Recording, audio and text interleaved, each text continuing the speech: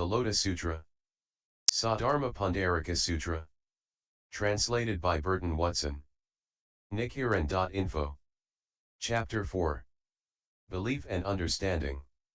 At that time, when the men of lifelong wisdom Subhuti, Mahakatyayana, Mahakashyapa, and Mahamoggallana heard from the Buddha a law that they had never known before, and heard the world-honored one prophesy that Shariputra would attain Anuttara Samyak Sambadhi, their minds were moved as seldom before and danced for joy.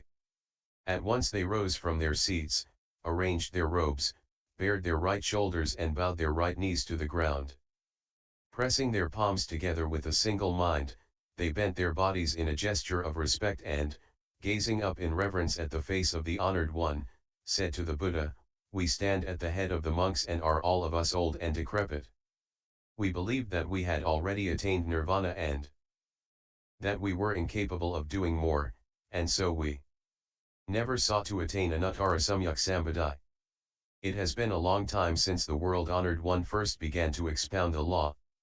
During that time we have sat in our seats, our bodies weary and inert, meditating solely on the concepts of emptiness, non-form, and non-action. But as to the pleasures and transcendental power of the law of the Bodhisattva or the purifying of Buddha lands and the salvation of living beings, these our minds took no joy in. Why is this? Because the world-honored one had made it possible for us to transcend the threefold world and to attain the enlightenment of nirvana. Moreover, we are old and decrepit. When we heard of this Anuttara Samyak Sambadhi, which the Buddha uses to teach and convert the Bodhisattvas, our minds were not filled with any thought of joy or approval. But now in the presence of the Buddha we have heard this voice hearer receive a prophecy that he will attain Anuttara Samyak Sambadhi, and our minds are greatly delighted. We have gained what we have never before. Suddenly we have been able to hear a law that is rarely encountered, something we never expected up to now, and we look upon ourselves as profoundly fortunate. We have gained great goodness and benefit, an immeasurably rare jewel, something unsought that came of itself. World-honored one, we would be pleased now to employ a parable to make clear our meaning. Suppose there was a man, still young in years, who abandoned his father, ran away, and lived for a long time in another land, for perhaps 10, 20, or even 50 years. As he grew older, he found himself increasingly poor and in want. He hurried about in every direction, seeking clothing and food, wandering farther and farther afield until by chance he turned his steps in the direction of his homeland. The father meanwhile had been searching for his son without success and had taken up residence in a certain city. The father's household was very wealthy, with immeasurable riches and treasures. Gold, silver, lapis lazuli, coral, amber, and crystal beads all filled and overflowed from his storehouses.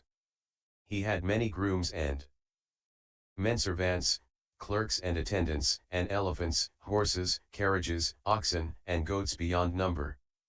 He engaged in profitable ventures at home and in all the lands around, and also had dealings with many merchants and traveling vendors. At this time the impoverished son wandered from village to village, passing through various lands and towns, till at last he came to the city where his father was residing. The father thought constantly of his son, but though he had been parted from him for over 50 years, he had never told anyone else about the matter. He merely pondered to himself, his heart filled with regret and longing. He thought to himself that he was old and decrepit. He had great wealth and possessions, gold, silver and rare treasures that filled and overflowed from his storehouses, but he had no son, so that if one day he should die, the wealth and possessions would be scattered and lost, for there was no one to entrust them to. This was the reason he constantly thought so earnestly of his son. And he also had this thought, if I could find my son and entrust my wealth and possessions to him, then I could feel contented and easy in mind and would have no more worries. World-honored one, at that time the impoverished son drifted from one kind of employment to another until he came by chance to his father's house. He stood by the side of the gate, gazing far off at his father, who was seated on a lion throne, his legs supported by a jeweled footrest, while Brahmans, noblemen, and householders, uniformly deferential, surrounded him. Festoons of pearls worth thousands or tens of thousands adorned his body, and clerks, grooms and menservants holding white fly whisks stood in attendance to left and right. A jeweled canopy covered him, with flowered banners hanging from it, perfumed water had been sprinkled over the ground, heaps of rare flowers were scattered about, and precious objects were ranged here and there, brought out, put away, handed over and received. Such were the many different types of adornments, the emblems of prerogative and marks of distinction. When the impoverished son saw how great was his father's power and authority, he was filled with fear and awe and regretted he had ever come to such a place. Secretly he thought to himself, this must be some king, or one who is equal to a king. This is not the sort of place where I can hire out my labor and gain a living. It would be better to go to some poor village where, if I work hard, I will find a place and can easily earn food and clothing. If I stay here for long, I may be seized and pressed into service. Having thought in this way, he raced from the spot. At that time the rich old man, seated on his lion throne, spied his son and recognized him immediately. His heart was filled with great joy and at once he thought, now I have someone to entrust my storehouses of wealth and possessions to. My thoughts have constantly been with this son of mine but I had no way of seeing him. Now suddenly he had appeared of himself, which is exactly what I would have wished. Though I am old and decrepit, I still care what becomes of my belongings. Thereupon he dispatched a bystander to go after the son as quickly as possible and bring him back. At that time the messenger raced swiftly after the son and laid hold of him. The impoverished son, alarmed and fearful, cried out in an angry voice, I have done nothing wrong. Why am I being seized? But the messenger held on to him more tightly than ever and forcibly dragged him back. At that time the son thought to himself, I have committed no crime and yet I am taken prisoner. Surely I am going to be put to death. He was more terrified than ever and sank to the ground, fainting with despair. The father, observing this from a distance, spoke to the messenger, saying, I have no need of this man.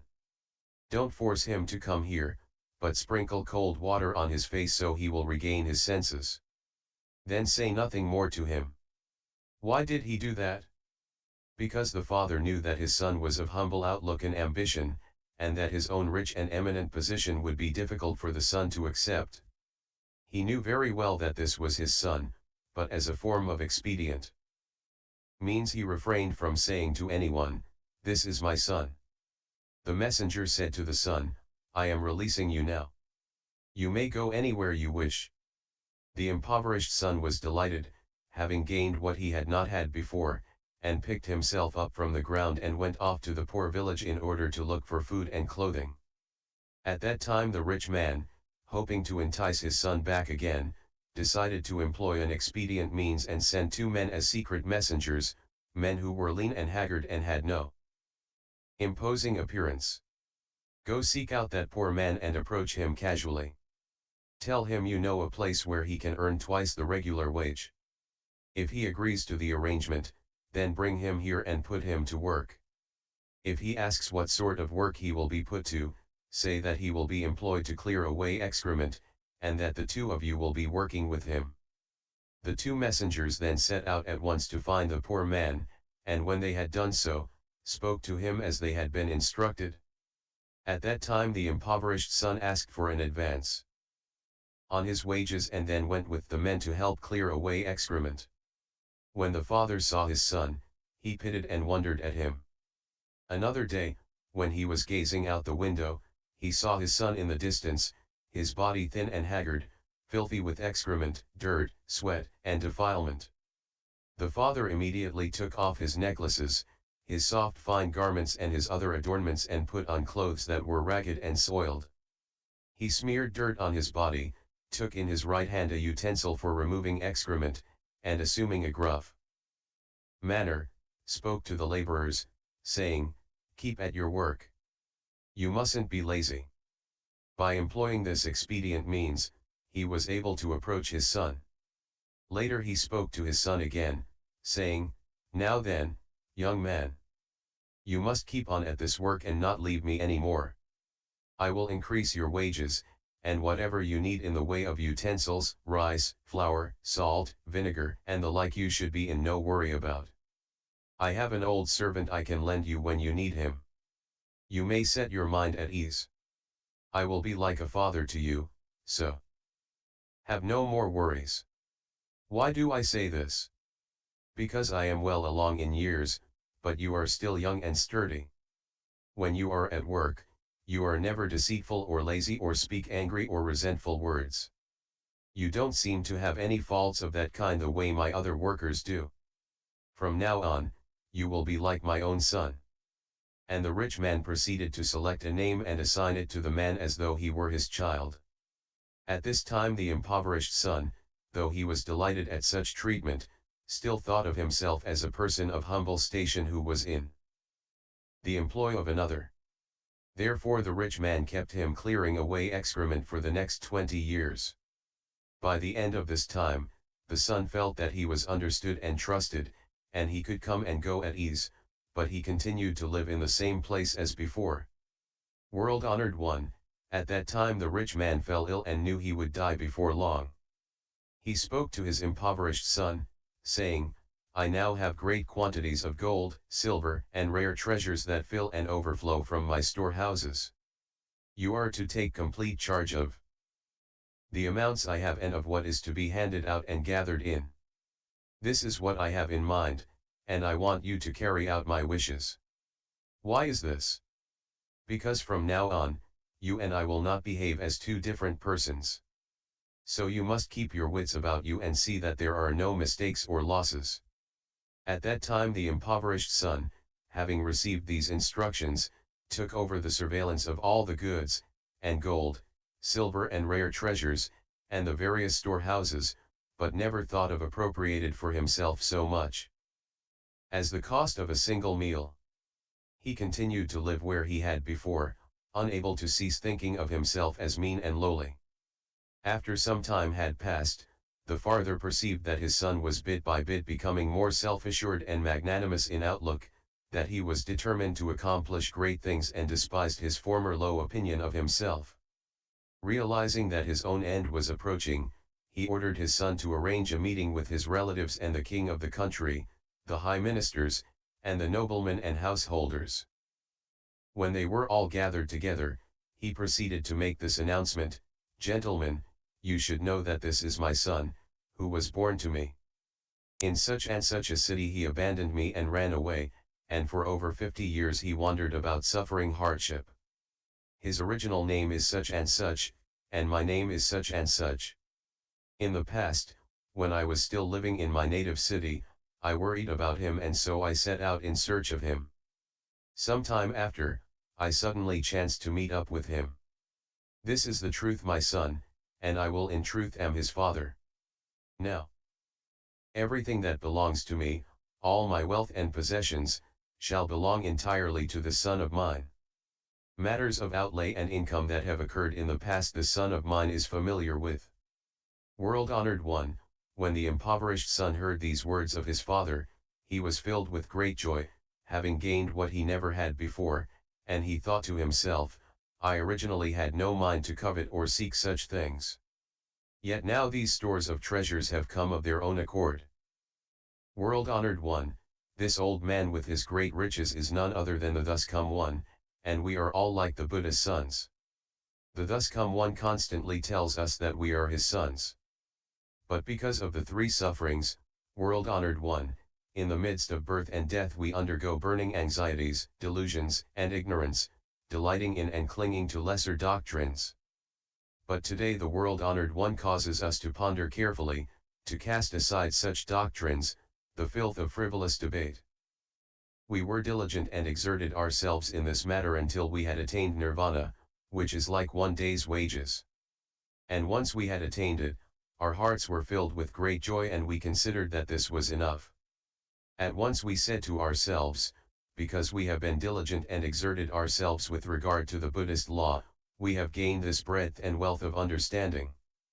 But the world-honored one, knowing from past times how our minds cling to unworthy desires and delight in lesser doctrines, pardoned us and let us be, not trying to explain to us by saying, you will come to possess the insight of the thus come one, your portion of the store of treasures. Instead, the world-honored one employed the power of expedient means, preaching to us the wisdom of the thus come one in such a way that we might heed the Buddha and attain nirvana, which is only days' wages. And because we considered this to be a great gain, we had no wish to pursue the great vehicle. In addition, though we expounded and set forth the Buddha wisdom for the sake of the Bodhisattvas, we ourselves did not aspire to attain it. Why do I say this? Because the Buddha, knowing that our minds delight in lesser doctrines, employed the power of expedient means to preach in a way that was appropriate for us. So we did not know that we were in truth the sons of the Buddha. But now at least we know it. With regard to the Buddha wisdom, the world-honored one is never begrudging. Why do I say this? From times past we have in truth been the sons of the Buddha, but we delighted in nothing but lesser doctrines. If we had the kind of mind that delighted in great ones, then the Buddha would have preached the law of the great vehicle for us. Now in this sutra the Buddha expounds only the one vehicle. And in the past, when in the presence of the Bodhisattvas he disparaged the voice hearers as those who delight in a lesser doctrine, the Buddha was in fact employing the great vehicle to teach and convert us. Therefore we say that, though originally we had no mind to covet or seek such a thing, now the great treasure of the Dharma King has come to us of its own accord. It is something that the sons of the Buddha have a right to acquire, and now they have acquired all of it. At that time, Mahakashyapa, wishing to state his meaning once more, spoke in verse form, saying, we today have heard the Buddha's voice teaching and we dance for joy, having gained what we never had before. The Buddha declares that the voice hearers will be able to attain Buddhahood. This cluster of unsurpassed jewels has come to us unsought. It is like the case of a boy who, when still young without understanding, abandoned his father and ran away, going far off to another land, drifting from one country to another, for over 50 years. His father, distressed in thought, searched for him in every direction, till, worn out with searching, he halted in a certain city. There he built a dwelling, where he could indulge the 5 desires. His house was large and costly, with quantities of gold, silver, seashell, agate, pearls, lapis lazuli, elephants, horses, oxen, goats, palanquins, and carriages, fields for farming, menservants, grooms, and other people in great number. He engaged in profitable ventures, at home and in all the lands around, and had merchants and traveling vendors stationed everywhere. Thousands, 10,000s, millions surrounded him and paid reverence. He enjoyed the constant favor and consideration of the ruler, the officials and power clans. All joined in paying him honor, and those who for one reason or another flocked about him were many. Such was his vast wealth, the great power and influence he possessed. But as he grew old and decrepit, he recalled his son with greater distress than ever, day and night thinking of nothing else. Now the time of my death draws here. Over 50 years have passed since that foolish boy abandoned me. My storehouses full of goods. What will become of them? At this time the impoverished son was searching for food and clothing, going from village to village, from country to country, sometimes finding something, other times finding nothing, starving and emaciated, his body broken out in sores and ringworm. As he moved from place to place, he arrived in time at the city where his father lived, shifting from one job to another, until he came to his father's house. At that time the rich man had spread a large jeweled canopy inside his gate, and was seated on a lion throne, surrounded by his dependents, and various attendants and guards. Some were counting out gold, silver, and precious objects, or recording in ledgers the outlay and income of wealth. The impoverished son, observing how eminent and distinguished his father was, supposed he must be the king of a country, or the equal of a king. Alarmed and full of wonder, he asked himself why he had come here. Secretly he thought to himself, if I linger here for long, I will perhaps be seized and pressed into service. Once this thought had occurred to him, he raced from the spot, and inquiring where there was a poor village, went there in hopes of gaining employment. The rich man at the time, seated on his lion throne, was his son in the distance, and silently recognized who he was. Immediately he instructed a messenger to hurry after him and bring him back. The impoverished son, crying out in terror, sank to the ground in distress. This man has seized me, and is surely going to put me to death. To think that my search for food and clothing should bring me to this. The rich man knew that his son was ignorant and self-abasing. He will never believe my words, will never believe I am his father. So he employed an expedient means, sending some other men to the son. A one-eyed man, another puny and uncouth, completely lacking in imposing appearance, saying, speak to him and tell him I will employ him to remove excrement and filth, and will pay him twice the regular wage. When the impoverished son heard this, he was delighted and came with the messengers and worked to clear away excrement and filth and clean the rooms of the house. From the window the rich man would constantly observe his son, thinking how his son was ignorant and self-abasing and delighted in such menial labor.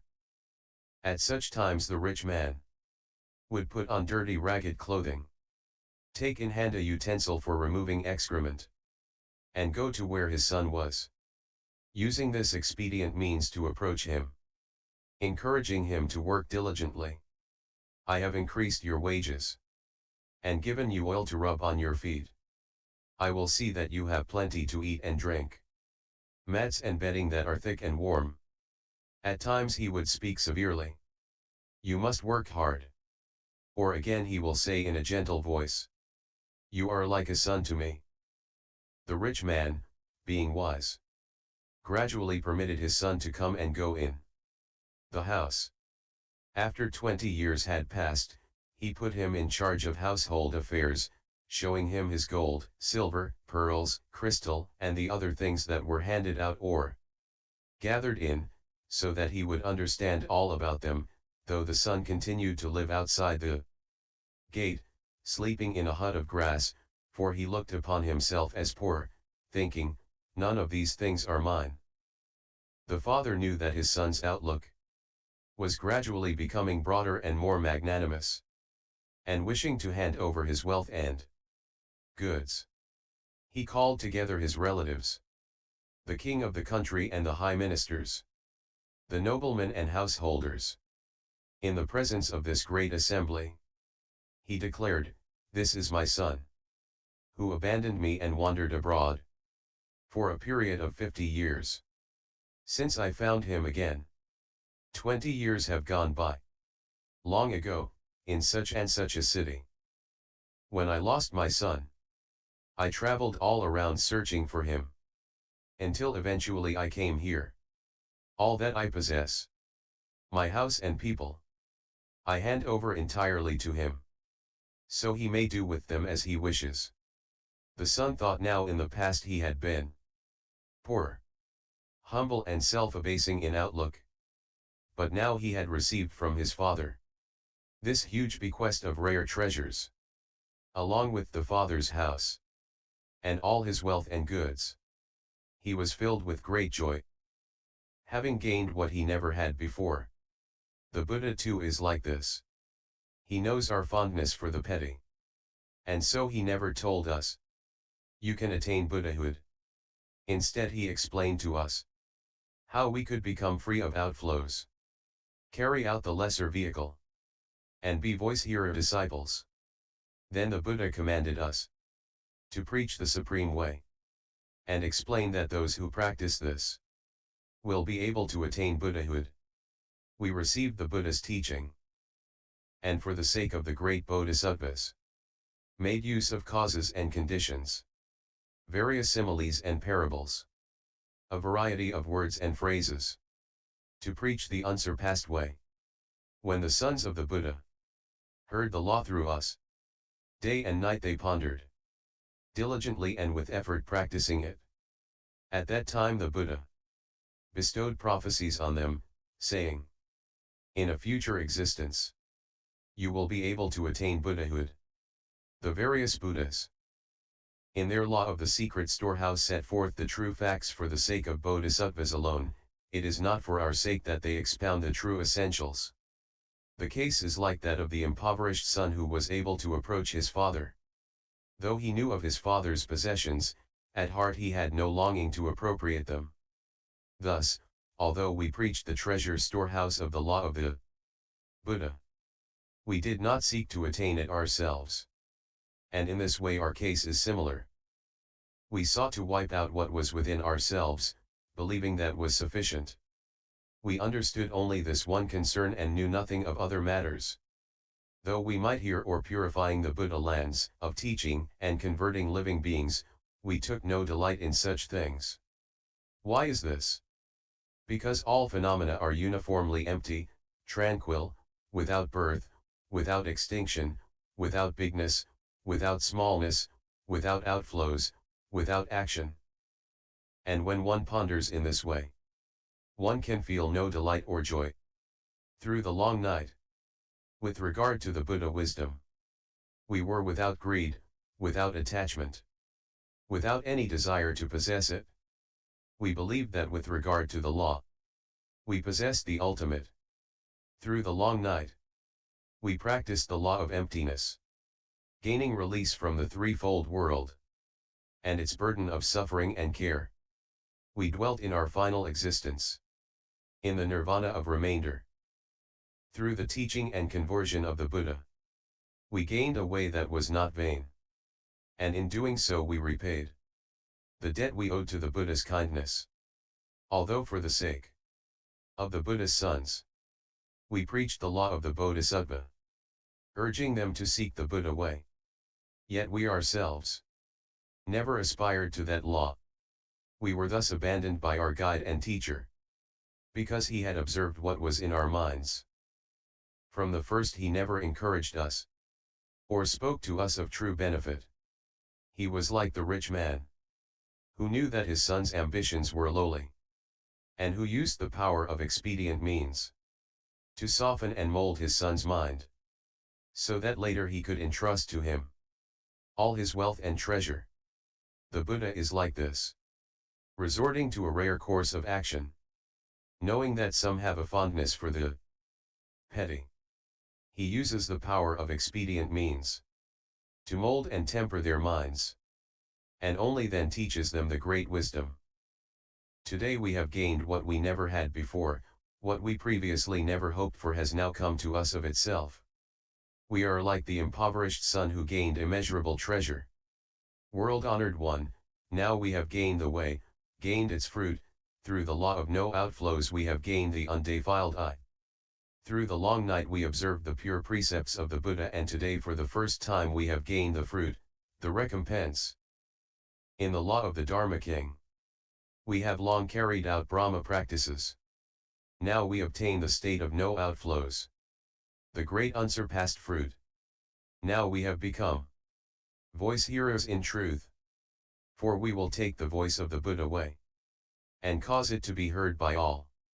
Now we have become true arhats, for everywhere among the heavenly and human beings, devils and Brahmas of the various worlds, we deserve to receive offerings. The world-honored one in his great mercy makes use of a rare thing, in pity and compassion, teaching and converting bringing benefit to us, in numberless millions of kalpas. Who could ever repay him?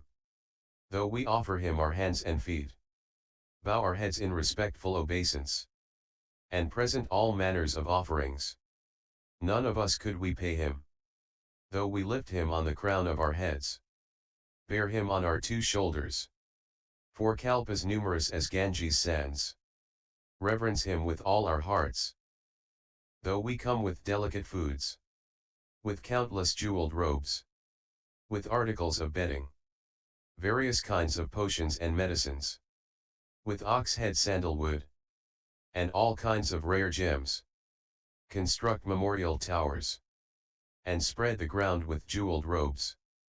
Though we were to do all this, by way of offering, for kalpas numerous as Ganges sands, still we could not repay him. The Buddhas possess rarely known, immeasurable, boundless, unimaginable great transcendental powers. Free of outflows, free of action, these kings of the doctrines for the sake of the humble and lowly exercise patience in these matters. To common mortals attached to appearances they preach in accordance with what is appropriate. With regard to the law, the Buddhas are able to exercise complete freedom. They understand the various desires and joys of living beings, as well as their aims and abilities, and can adjust to what they are capable of, employing innumerable similes to expound the law for them, utilizing the good roots laid down by living beings in previous existences, distinguishing between those whose roots are mature and those whose roots are not yet mature. They exercise various calculation, discriminations, and perceptions, and then take the one vehicle way and in accordance with what is appropriate, preach it as 3. And ls 04.